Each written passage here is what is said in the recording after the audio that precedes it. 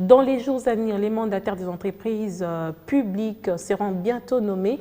Les choix de ces personnalités devraient se baser, selon une certaine opinion, sur des critériums tels que la compétence, la technicité, la bonne moralité, le respect des biens communautaires. Une autre frange de l'opinion estime que les mandats et la performance, deux mots auxquels ces mandataires doivent être soumis en vue de la bonne gestion des biens publics.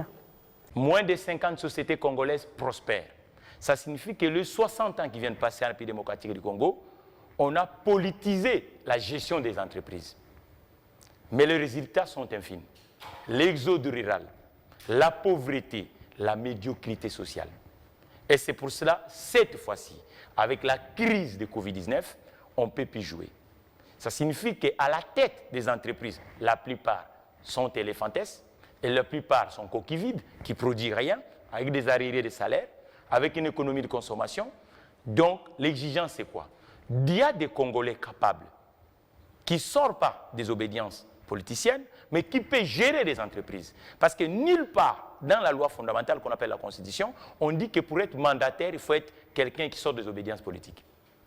Il faut être un citoyen congolais qui a d'expertise, qui a la moralité, qui a un CV, qui a un carnet d'adresses et qui a déjà exercé dans le domaine des entreprises.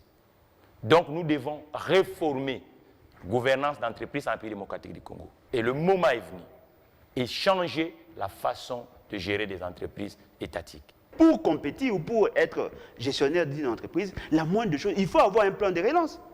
Comment peut-on quitter le statut d'un militant d'un parti politique à un gestionnaire? Non, il faut qu'il y ait un cursus. Il faut avoir un background. Ce n'est pas qu'on doit nous imposer. Et lorsqu'on va nous imposer les militants, au finish, nous aurons quoi? Nous aurons des entreprises qui ne seront pas en même de créer des richesses. Or, lorsqu'on ne crée pas de richesses, on crée des pauvres. Et ce sont des choix politiques que nous sommes appelés à réajuster. Lorsqu'il y a un conflit d'intérêts entre le parti politique et l'État, fort malheureusement, ces agents ont tendance à satisfaire les appétits gloutons de leur parti au détriment de la population. Il y a d'autres sociétaires qui ne se retrouvent pas. Ce sont les agents. Comment expliquer une entreprise qui produit pendant des années peut connaître la situation des arriérés et des salaires?